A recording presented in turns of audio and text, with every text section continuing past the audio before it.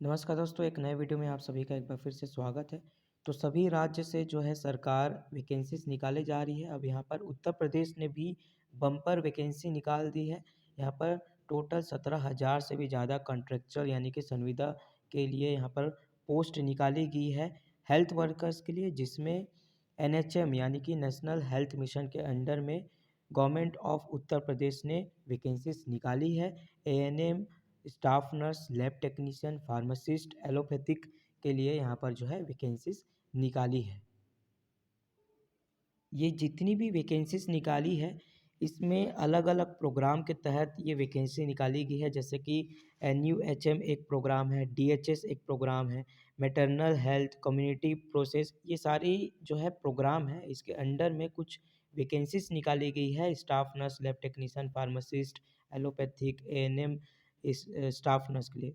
तो यहाँ पर जैसे कि आप देख सकते हैं, स्टाफ नर्स के लिए एनयूएचएम के अंडर में टोटल 684 पोस्ट निकाले गए हैं और इसकी जो सैलरी रखी गई है वो 19,101 रुपये रखी गई है।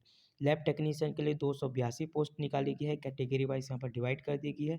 13,666 रुपये यहाँ पर सैलरी रखी गई है। फार्मासिस्ट के लिए यहाँ पर 209 पोस्ट निकाली गई है, 19,101 रुपये यहाँ पर सैलरी रखी गई है।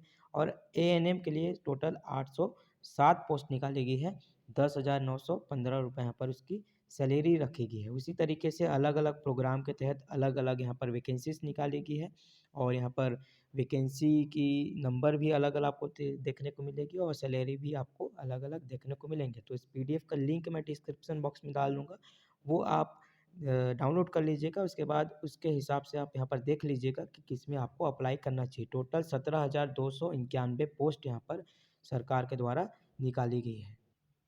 अब कुछ टर्म एंड कंडीशंस है जो कि मैं आपको बता देना चाहता हूँ। ये टर्म एंड कंडीशन ये है कि जो उत्तर प्रदेश के निवासी है, जो कि उत्तर प्रदेश के डोमिसाइल है, सिर्फ़ उन पे ही जो रिज़र्वेशन कैटेगरी है वो लागू होगा। जो उत्तर प्रदेश से नहीं है, जो अन्य राज्य से है, उन वो जो है अनरिज़र्व कैटेगरी के अंडर में आएँगे, यानी कि वो जनरल कैटेगरी के अंडर में आएँगे, उनको जनरल कैटेगरी के अंडर में माना जाएगा।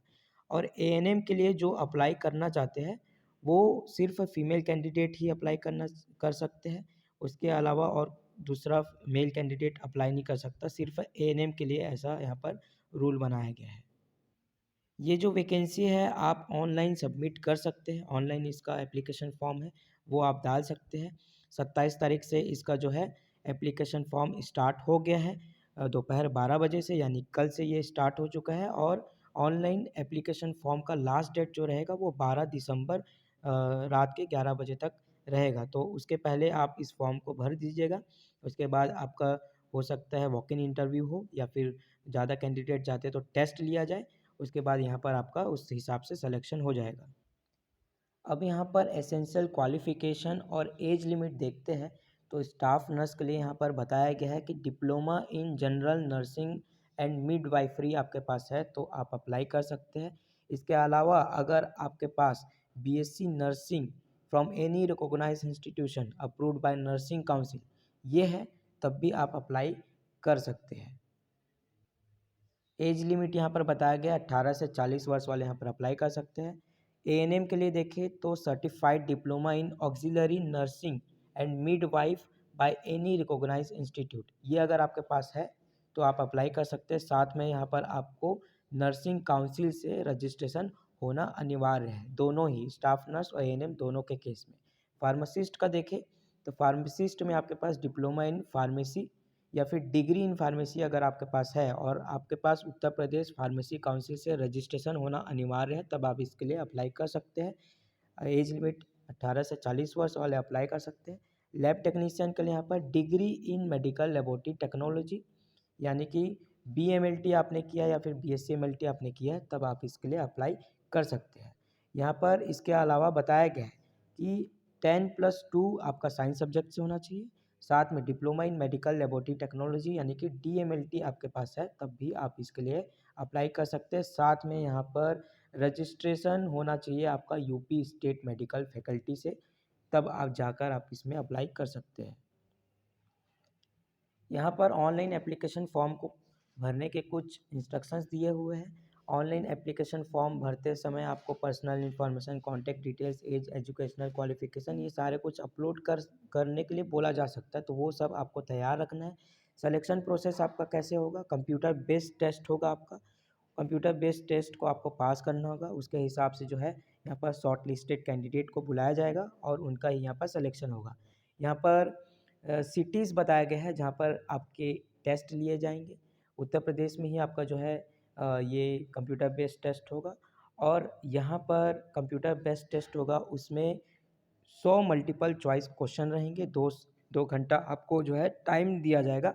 नेगेटिव मार्किंग आपका इसमें नहीं रहेगा, तो आप सारे ही क्वेश्चन को अटेंड कर सकते हैं।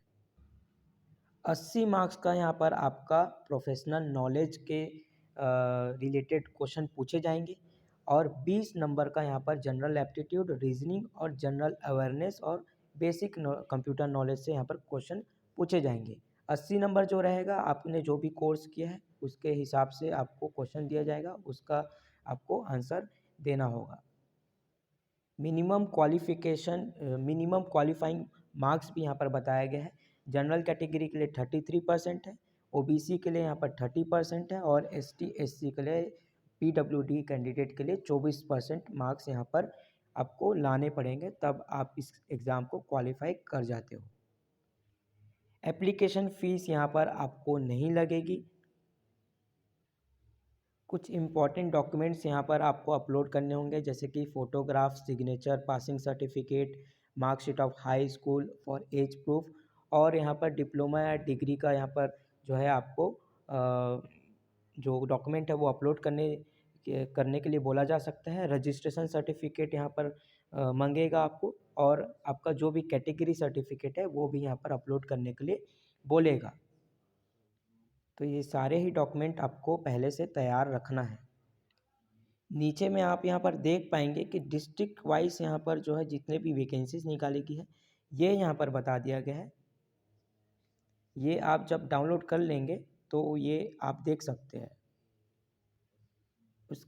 उसके बाद सबसे नीचे जब आप जाएंगे तो यहाँ पर सिलेबस बता दिया गया है, जो कि आपको इस एग्ज़ाम में पूछा जा सकता है। जैसे कि यहाँ पर लैब टेक्नीशियन के लिए कुछ बेसिक हेमेटोलॉजी से कुछ टॉपिक्स बता दिए गए हैं, ब्लड बैंकिंग से कुछ टॉपिक्स बता दिए गए हैं, हेमेटोलॉजी से कुछ टॉपिक्स बता दिए गए। ये सारे सिलेबस यहाँ पर बता दिया गया है, तो सिर्फ आपको इसमें से पढ़ना होगा और इसमें से आपको क्वेश्चन पूछा जाएगा और आप आसानी से इस एग्ज़ाम को पास कर सकते हैं।